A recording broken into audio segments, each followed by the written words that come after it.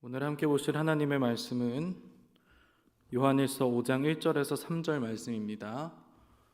오늘 함께 보실 하나님의 말씀은 요한일서 5장 1절에서 3절 말씀입니다. 우리 함께 합독하도록 하겠습니다. 예수께서 그리스도이심을 믿은 자마다 하나님께로부터 난 자니 또한 낳으신 이를 사랑하는 자마다 그에게서 난 자를 사랑하느니라. 우리가 하나님을 사랑하고 그의 계명들을 지킬 때에 이로써 우리가 하나님의 자녀를 사랑하는 줄을 아느니라. 하나님을 사랑하는 것은 이것이니 우리가 그의 계명들을 지키는 것이라. 그의 계명들은 무거운 것이 아니로다. 아멘. 오늘은 예수를 닮아가야 할 이유라고 하는 제목을 함께 은혜를 나누고자 합니다. 올해 사순절 특별새벽기도의 주제가 예수를 닮아가는 삶입니다. 예수를 닮아가는 삶이라고 하는 것이 워낙 광범위하기도 하고 어떻게 이 주제에 맞게 설교를 할까 고민을 많이 했습니다. 정말 1차원적으로 주님을 닮아간다 라고 하셨을 때 주님이 하신 일들, 주님의 성품, 주님의 마음을 그대로 닮아간다는 말씀도 참 좋지만 또 우리가 예수를 닮아가는 삶이라고 하는 것에 대해 좀 다르게 접근해 볼 수 있지 않을까 고민을 하다가 말씀 한 구절이 생각이 났습니다. 그게 바로 요한복음 가장 처음 말씀 1장 1절의 말씀이었습니다. 태초에 말씀이 계시니라. 이 말씀이 하나님과 함께 계셨으니 이 말씀은 곧 하나님이시라. 그리고 같은 장 14절에 말씀이 육신이 되어 우리 가운데 거하심에 우리가 그의 영광을 보니 아버지의 독생자의 영광이요 은혜와 진리가 충만하더라. 이 말씀들이 떠오르는데 무릎이 탁 쳐지는 거예요. 그렇습니다. 여러분, 말씀은 곧 하나님이시고 하나님이신 말씀이 육신을 입어 우리 가운데 거하신 것이 바로 예수 그리스도이십니다. 따라서 우리가 그리스도를 닮아가기 위해서는 반드시 성경을 잘 알아야 하고 성경을 올바로 해석해야 합니다. 우리가 성경을 올바로 해석하지 못하고 제대로 이해하지 못한다면 우리는 예수님에 대해서 제대로 알 수도 없고 예수님을 닮은 사람들로 거듭날 수도 없습니다. 말씀은 우리에게 생명이자 우리가 예수님을 닮아가기 위한 지침서와 같아요. 그래서 오늘은 이 성경을 우리가 어떻게 바라봐야 하고 이 성경 말씀 가운데 증거된 예수 그리스도의 모습과 우리가 왜 예수를 닮아가야 하는지를 함께 나누고자 합니다. 자, 여러분, 성경을 읽으시면서 조금 이해되지가 않는다거나 혹은 논리적으로 설명이 되지가 않아서 마음이 답답했던 경우가 혹시 있으십니까?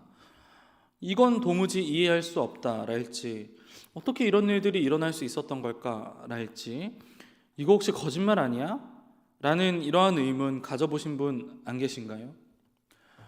단적인 예로 제가 과거에 성경을 보면서 가졌던 이런 의문들에 대해서 좀 말씀을 드리면, 출애굽기에 나타난 모세의 이야기, 모세가 바로와 싸우고 이스라엘 백성을 출애굽시키는 과정 가운데에서 10가지 재앙이 닥쳤죠.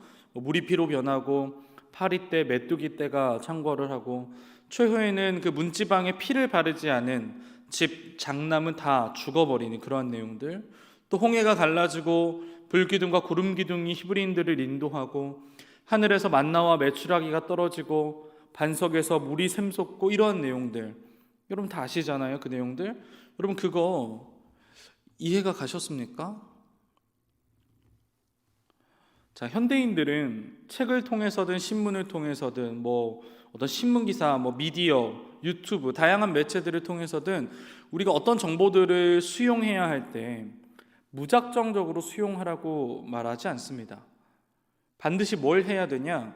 비판적 수용을 하라라고 합니다. 자, 비판적 수용.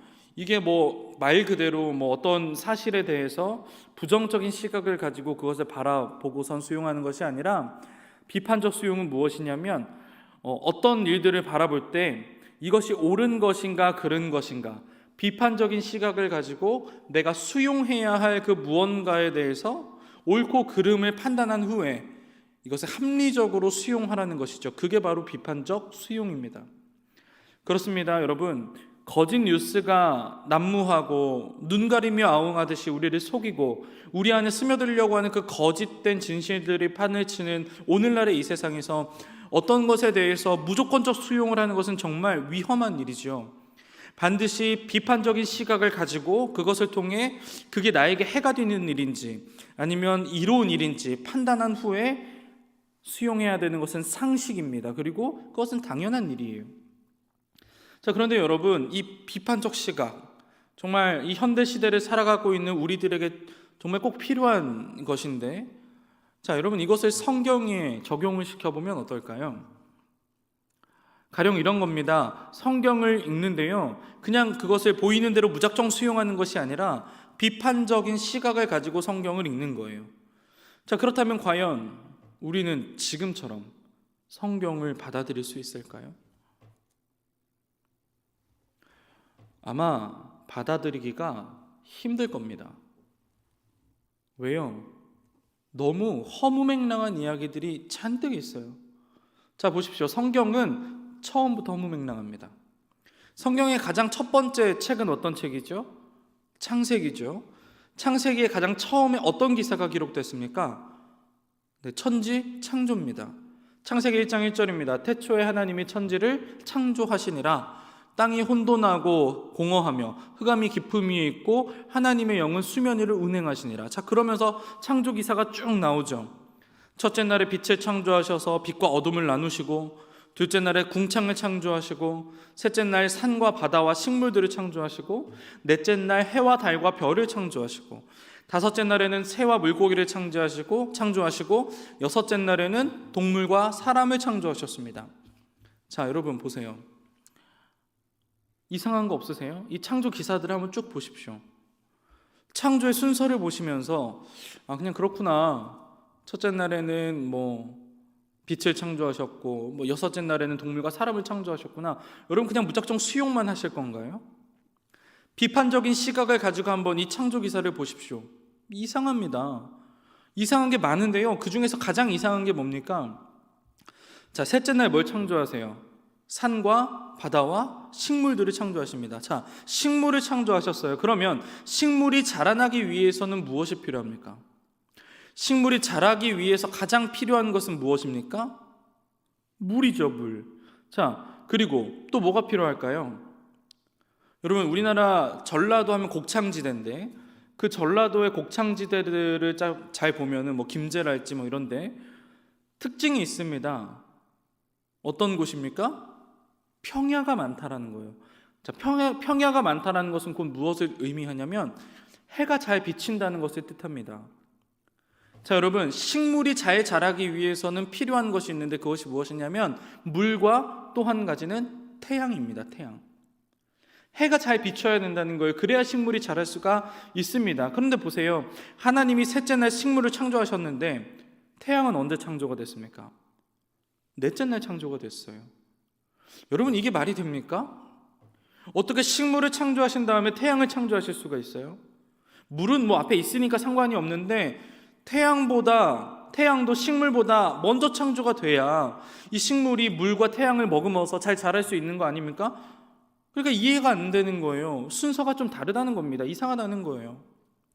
자, 그런데 이뿐만이 아닙니다. 성경을 읽다 보면 우리가 정말 이해하지 못할 만한 내용 투성입니다. 자, 그런데 답답한 건 무엇이냐? 성경 안에 이렇게 말도 안 되는 일들이 너무나도 많이 기록되어져 있는데 과연 이 일들이 어떻게 해서 일어나게 됐는지에 대한 얘기를 해주고 있지 않다라는 겁니다. 태양이 없이 어떻게 식물이 자랄 수 있었는지, 아까 처음에 이야기했던 그 모세의 출애굽 이야기 있죠. 이 10가지 재앙은 어떻게 일어날 수가 있었던 것인지, 어떻게 홍해가 갈라질 수 있었던 것인지, 에녹은 어떻게 죽음을 보지 않고 하늘나라로 갈 수 있었던 것인지. 자, 신약을 볼까요?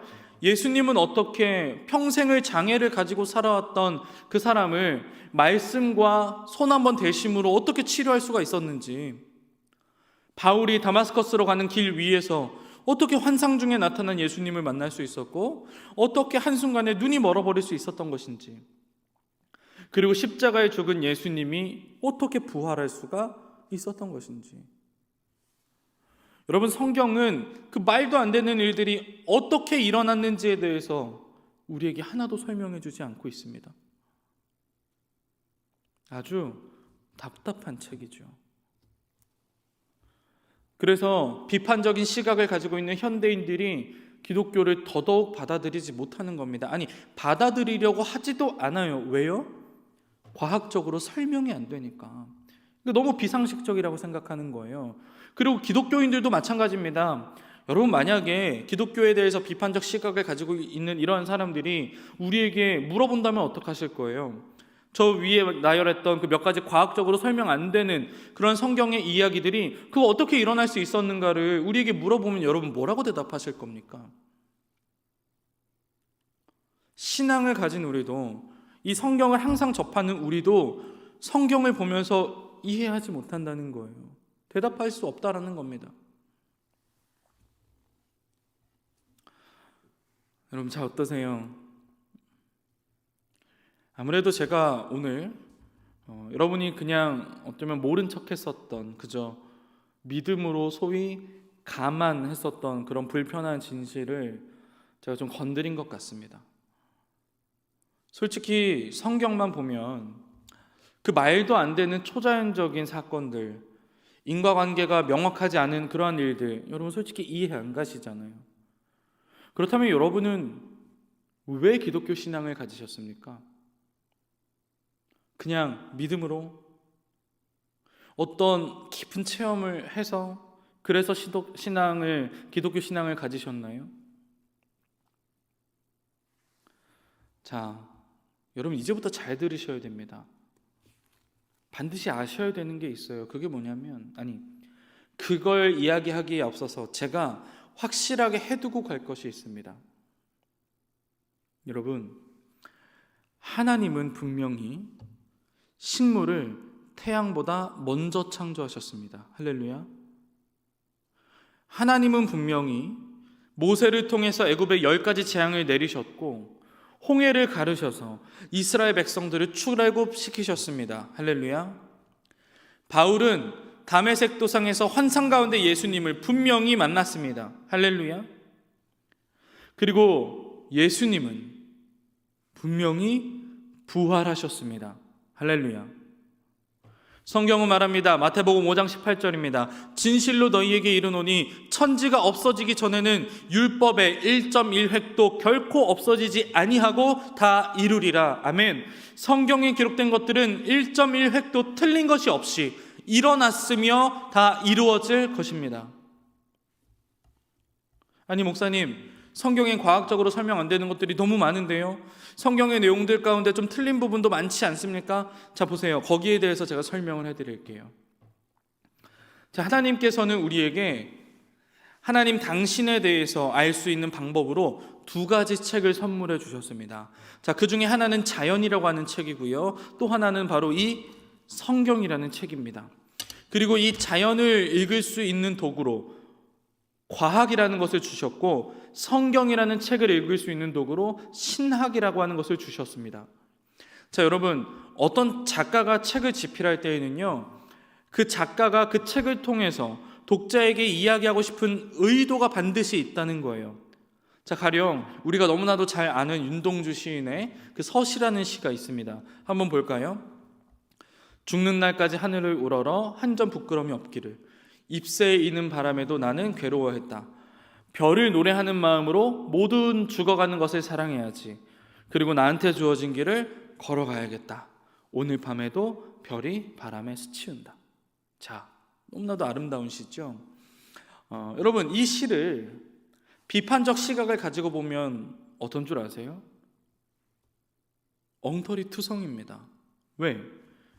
잎새에 이는 바람에도 나는 괴로워했다. 자, 여러분, 잎새에 이는 바람이라고 하는 것은 아주 작은 잎사귀에서 바람이 일어난다라는 이야기예요. 그런데 여러분 생각해 보세요. 그 작은 잎사귀가 바람을 낼 수가 있는가?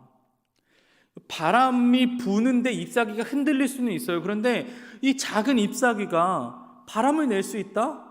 이게 말도 안 되는 거죠. 어떻게 이 조그만 잎사귀에서 바람이 납니까?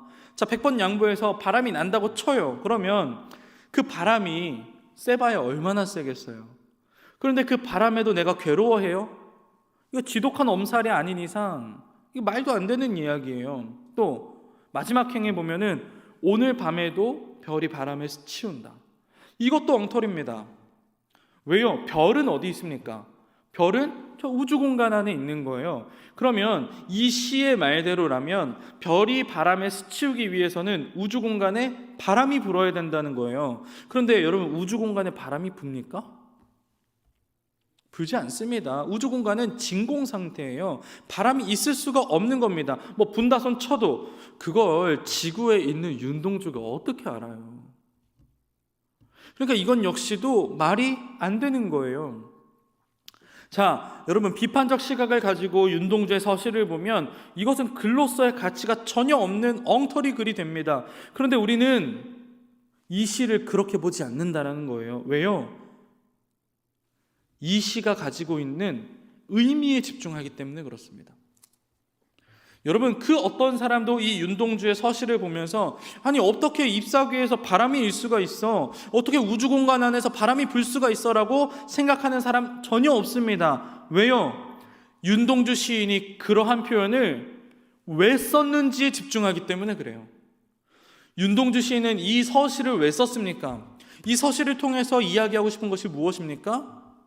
그것은 바로 일본 제국주의 시대의 아픔과 일제치하에서 고통당하는 삶에 대한 슬픔과 그리고 자아성찰, 이러한 것들을 이 서시 가운데 이야기하고 싶었던 거예요. 그리고 오늘날의 독자들도, 이 시를 읽는 사람들도 그렇게 이해합니다. 자, 그러면 성경으로 다시 돌아와서 하나님께서는 우리가 하나님에 대해서 알 수 있는 도구로 자연이라고 하는 책과 성경이라고 하는 책을 주셨다고 했죠. 그러면 분명히 하나님은 이 자연이라고 하는 책과 성경이라고 하는 책 속에 각각의 다른 목적을 두셨을 것입니다. 자, 아까 자연을 읽는 도구로 주신 것은 무엇이라고 했나요? 과학이라고 말씀드렸습니다. 그리고 성경을 읽는 도구로는 신학을 주셨다고 말씀드렸습니다. 자, 그러면 여기서 질문하겠습니다. 많은 현대인들, 기독교 비판적 사고를 가지고 있는 사람들이 성경의 오류라고 지적하는 것들에 대해서 질문하는 많은 내용들, 가령 어떻게 태양이 창조되지도 않았는데 식물이 자랄 수 있었느냐, 어떻게 홍해가 갈라질 수가 있었느냐, 어떻게 죽은 예수의 환상을 보면서 한순간에 눈이 멀 수가 있느냐. 여러분, 이러한 질문들은 이 성경을 통해서 어떤 근거를 요구하는 겁니까? 어떤 증거를 대라는 거예요? 그렇죠. 과학적 증거를 제시하기를 바라는 겁니다. 식물이 태양 없이 존재할 수 있는 과학적 증거를 한번 대봐라. 물이 피로 변하고 히브리인들이 거주하는 지역과는 다르게 애굽인들이 거주하는 지역만 전염병이 돌고 가축이 죽어나가고 장자가 죽는 그러한 일들이 과학적으로 어떻게 가능한지 그 증거를 한번 대봐라. 홍해가 어떻게 갈라질 수 있었는지 논리적으로 설명을 해봐라. 사람들은요, 성경을 읽으면서요, 과학적인 증거를 요구한다는 거예요. 자, 여러분, 감이 조금 오십니까? 다시 한번 말합니다. 과학은요, 성경을 읽는 도구가 아닙니다. 바꿔 말하면 성경은요, 과학으로는 절대로 읽어지지가 않는다는 뜻입니다. 과학을 통해서는 무엇을 읽을 수 있어요? 무엇을 알 수 있습니까? 자연을 읽어야 되는 거예요. 하나님이 운행하시는 이 자연, 하나님이 지금도 섭리하시는 이 아름다운 자연. 여러분, 과학은요, 발전하면 발전할수록 이 자연을 해석하는 거예요. 그리고 그 과학을 통해서 해석된 자연을 통해서 비춰지는 하나님의 섭리와 놀라움을 우리는 목도하는 겁니다. 발견하는 거예요. 수백 년 전에요, 이 땅의 사람들은요, 지구가 평평하다고 생각했습니다. 그 누구도 그렇게 생각했어요. 지구는 평평하고 태양과 달이 움직인다고 생각했습니다. 태양이 동쪽에서 떠서 서쪽으로 움직이는 줄 알았어요. 별들도 관찰해 보니까 밤사이에 계속 궤적을 가지면서 돌고 있거든요. 자, 그래서 사람들이 이렇게 생각했습니다. 지구가 중심이구나.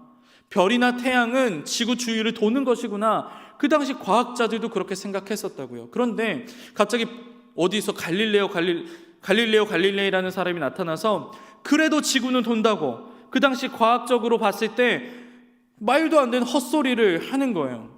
모두들 갈릴레이를 미쳤다고 생각했습니다. 저거 제정신이 아니다. 모두가 그렇게 생각했어요. 왜요? 그 당시엔 지구가 평평한 게 과학이었습니다. 그게 진리였어요.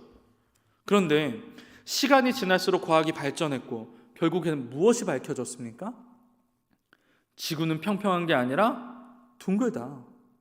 태양이 지구 주위를 도는 것이 아니라 지구가 태양 주위를 도는 것이다. 그러면서 계속해서 과학은 발전합니다. 그랬더니 또 무엇이 밝혀졌습니까? 이 은하계는 태양을 중심으로 수금, 지화, 목토, 천해, 명, 이 9가지의 행성이 태양계를 이루고 태양 주위를 공전하고 있다. 물론 마지막 그 명왕성은 태양계 행성에서 탈락을 했죠. 그것도 밝혀진 사실입니다. 자, 어쨌든 여러분, 그렇게 우주의 신비가 밝혀지고 나서 어떤 일이 벌어졌는 줄 아세요? 하나님이 영광을 받으시는 일들이 벌어졌다는 겁니다. 왜요? 태양계의 8가지 행성이 태양을 공전을 하는데 그 공전 궤도가 1도라도 틀어지면 우주적 재앙이 닥친다는 거예요. 한치의 오차도 생기면 안 된다는 것입니다. 바꿔 말하면 하나님께서 태양계를 한치의 오차도 벌어지지 않게 그 궤도를 세팅해 놓으신 거예요. 자, 보세요. 과학이 발전하니까 우리가 모르던 우주라고 하는 대자연을 해석하게 됐고, 그 대자연의 신비가 밝혀지니까 자연을 창조하신 하나님을 알게 된 겁니다. 과학은 이렇게 사용되어져야 하는 것입니다. 하나님께서요, 자연을 해석하도록 주신 선물이 바로 과학이라는 거예요. 그런데 과학을 통해서 성경을 해석하려 한다? 여러분, 이것은 애초의 시도 자체가 방향을 잘못 잡은 겁니다. 하나님은 그러라고 우리에게 성경을 주신 것이 아니고 그러라고 우리에게 과학을 주신 것이 아니라는 말씀이에요. 여러분, 제가 성경을 읽으실 때 이제 어떻게 읽어야 하는지 지금 가르쳐 드리겠습니다. 여러분, 앞으로 성경 읽으실 때요, 반드시 이렇게 읽으시기를 바랍니다. 우리는 성경을 통해서 어떻게, how가 아니라 왜, why라는 시선을 가지고 봐야 합니다. 어떻게 그렇게 말도 안 되는 일이 일어났는가를 질문하는 것이 아니라 왜 그런 일들이 일어날 수밖에 없었는가를 질문하셔야 됩니다. 제가 이야기 하나 해드릴게요. 어떤 두 사람이 서로 대화를 합니다. 안티기독교인 A라는 사람과 기독교 변증가 B라는 사람이 이렇게 대화를 하는데, A라는 사람이 이렇게 질문을 해요. 신이 태양을 창조했습니까? B가 대답합니다. 네. A가 다시 물어요. 성경에 태양에 관련된 이야기가 있나요? B가 대답합니다. 네. 자, A가 또 한 번 질문합니다. 공룡이 있었습니까? 공룡이 존재했습니까? B가 대답합니다. 네. 자, A가 또 이렇게 질문을 합니다. 그러면 왜 성경에는 공룡에 대한 이야기가 없나요? 자, 이때 B가 잠시 머뭇거립니다. 그러니까 승기를 잡았다라고 생각한 A가 재차 이렇게 질문을 해요. 성경은 공룡이 있었다는 것을 증명하지 못하는군요. 성경은 틀렸습니다 라고 이야기합니다. 그때 B가 이렇게 대답합니다. 성경에 공룡이 왜 나와야 되죠? 자, 이러한 질문에 A는 다시 이렇게 말해요. 그럼 성경에 태양은 왜 나왔습니까? 자, 이러한 질문에 B가 이렇게 대답합니다. 태양이나 달 등 많은 자연의 대상들은 당시 우상 숭배의 대상이었습니다. 그래서 하나님은 창세기 1장에 자연 만물을 창조하신 기사를 보여주심으로 인해서 너희들이 섬기는 우상들이 신이 아니라 내가 만든 피조물에 불과하다는 것을 알게 하신 것입니다. 자, 여러분, 이들의 대화가 이해가 가십니까? 성경을 볼 때요, 어떻게라는 시각을 가지고 보시면 절대로 성경을 이해할 수가 없습니다. 성경은요, 왜라는 시각을 가지고 보셔야 됩니다. 제가 아까 모세 이야기했습니다. 모세가 많은 기적들을 경험했어요. 그런데 우리가 모세 이야기를 볼 때 어떻게 그 기적이 가능했는가를 본다면 우리는 절대 은혜를 받을 수가 없습니다. 그런데요, 그 기적들을 바라보면서 왜 그 기적을 보이셨는가를 생각하면 우리는 은혜 받을 수가 있습니다. 자, 하나님께서 왜 모세를 통해서 그 기적을 이루셨습니까? 그토록 사랑하는 이스라엘 백성이 애굽이라고 하는 악한 세력에게 고통당하는 것을 더 이상 지켜볼 수 없기 때문에, 그들을 살리시기 위해서 그 기적을 보이신 거예요. 자, 바울을 보십시오. 바울이 다메섹으로 가는 길 위에서 환상 가운데 예수 그리스도를 보았습니다. 그런데 그 사건을 두고 어떻게 바울이 환상 가운데 예수님을 봤는가, 어떻게 그의 눈이 멀었는가를 생각하면 우리에게 전혀 의미가 없는 거예요. 그런데 왜 환상 가운데 나타나셨는가? 왜 바울의 눈을 멀게 하셨는가를 생각해 보면 어때요? 바울과 같은 주님 앞에 크나큰 죄인도 하나님께서 사랑하셔서 살려주시고, 그러한 죄인도 하나님께서는 사용하신다라고 하는 그 의미를 우리가 발견할 수가 있는 거예요. 자, 우리 한 가지만 더 생각해 보죠. 예수 그리스도가 이 땅에 어떻게 오셨는가? 어떻게 동정녀에게서 아기가 잉태할 수 있었는가? 어떻게를 생각하면 우리는 절대 이해할 수가 없습니다. 예수님이 십자가에 어떻게 돌아가셨는가? 손에 못이 박히고 물과 피를 너무 많이 흘려서 과다출혈로 인해서 쇼크가 왔고 산소 부족이 시달리다가 돌아가셨다. 우리에게 전혀 의미도 없고 은혜도 없습니다. 예수님이 어떻게 부활하셨는가? 어떻게 죽은 자가 살아났으며 어떻게 그 큰 돌문을 여실 수가 있었는가? 이해하지 못해요. 우리에게 아무런 의미가 없습니다. 자, 그렇다면 질문을 바꿔볼까요? 왜라고 한번 질문을 바꿔보죠.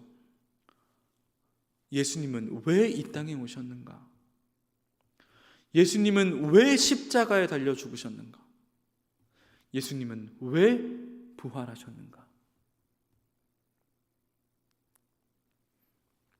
여러분, 그 답이 무엇입니까? 나를 사랑하시기 때문에, 나를 구원하시기 위해서.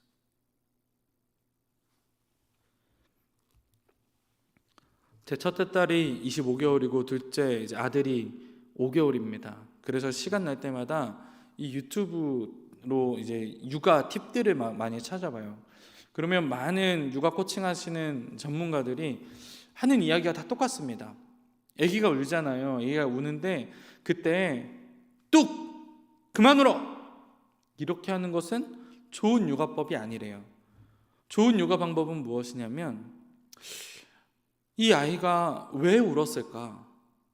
뭐가 서운했을까를 생각하고 그 원인이 될 만한 것을 해결해 주는 것이 좋은 육아 방법이래요. 여러분, 그렇습니다. 사랑하면요, 그 대상을 진짜로 사랑하면 어떻게가 아니라 왜를 더 생각하게 된대요. 우리의 삶을 봐도 그렇습니다. 우리가 우리의 삶을 바꾸기 위해서는 어떻게가 아니라 왜를 알아야 돼요.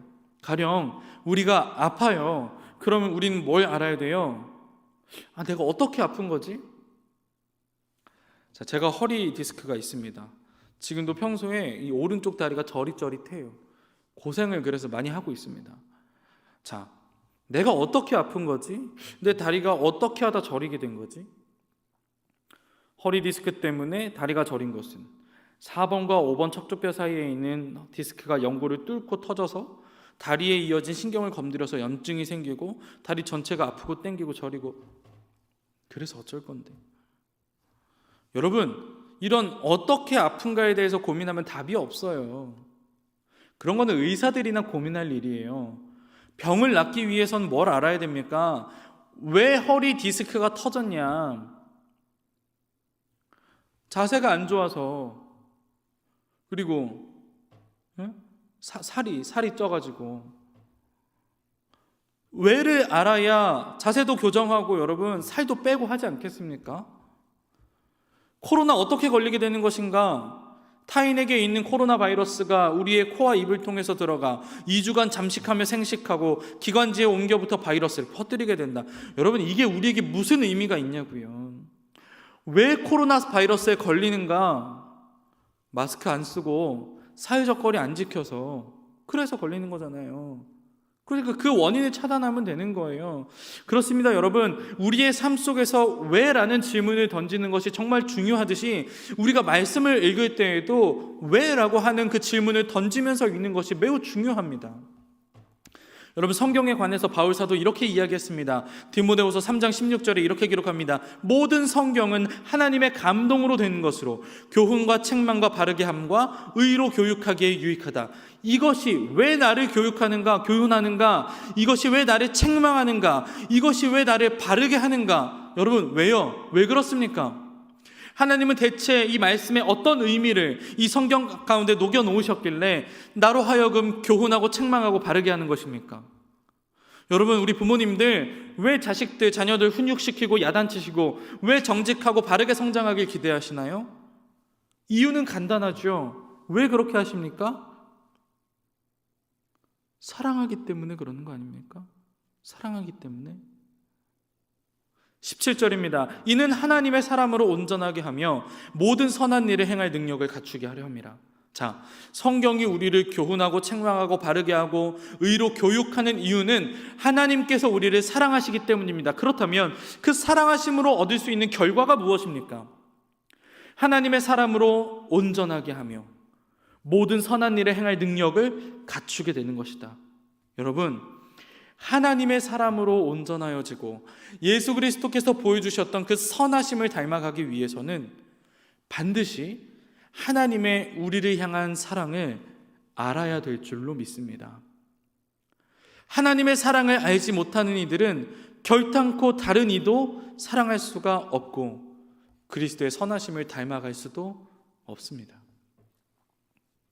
예수님께서 왜 십자가를 지셨는지를 알아야 그분이 어떻게 십자가를 지셨는지가 의미가 있어지는 겁니다.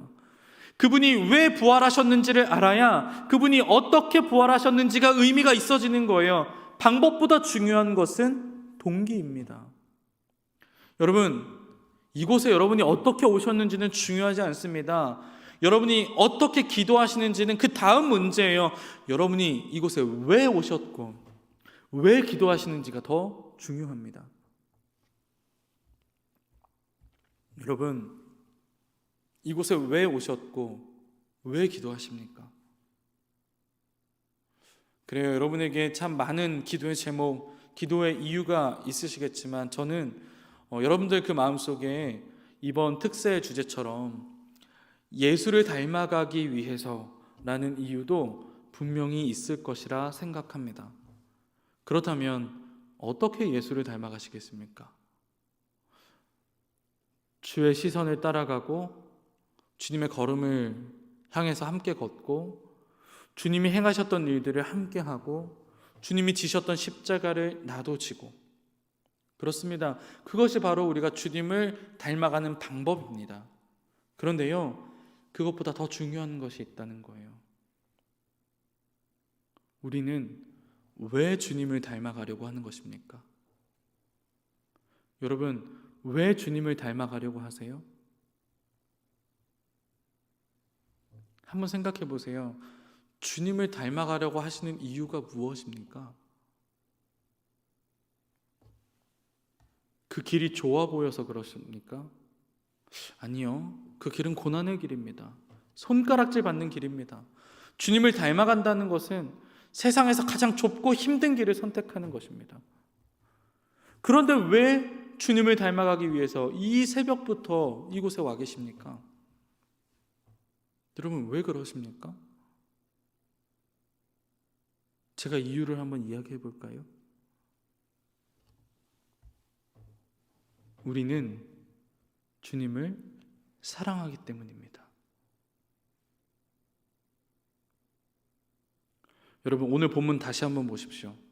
예수께서 그리스도이심을 믿는 자마다 하나님께로부터 난 자니 또한 낳으신 이를 사랑하는 자마다 그에게서 난 자를 사랑하느니라. 우리가 하나님을 사랑하고 그의 계명들을 지킬 때에 이로써 우리가 하나님의 자녀를 사랑하는 줄을 아느니라.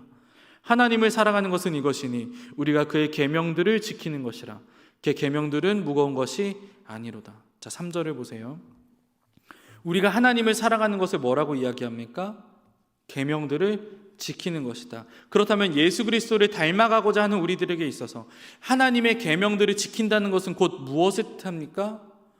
주님께서 사셨던 모습대로 내가 사는 거예요.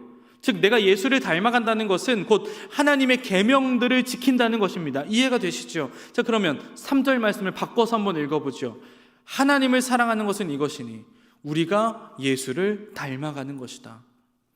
그렇습니다, 여러분. 우리가 아무리 미사역을 섞어가며 듣기 좋게 기도해도, 아무리 열심히 교회 차역들을 하고 예배를 수도 없이 많이 드리고 수많은 헌금을 하고 아무리 선한 일들을 많이 하더라도 우리가 그러한 사역들 가운데에 주님을 사랑하는 마음이 없으면 아무것도 아니라는 거예요.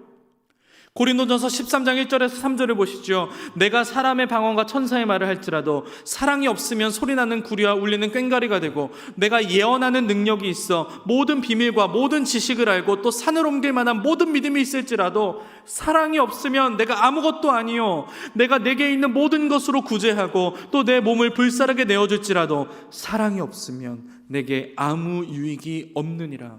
아멘. 그렇습니다. 물론 오늘 고린도전서에서 말하는 사랑은 이웃을 향한 사랑입니다. 그러나 여러분 아시죠? 우리가 하나님을 사랑하지 않으면 이웃 또한 사랑할 수가 없습니다. 여러분, 왜 주님을 닮아야 합니까?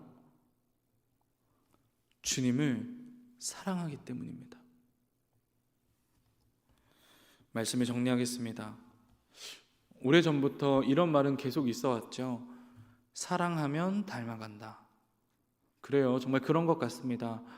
우리가 누군가를 사랑하면 그 사람이 하는 대로 따라하고 싶어집니다.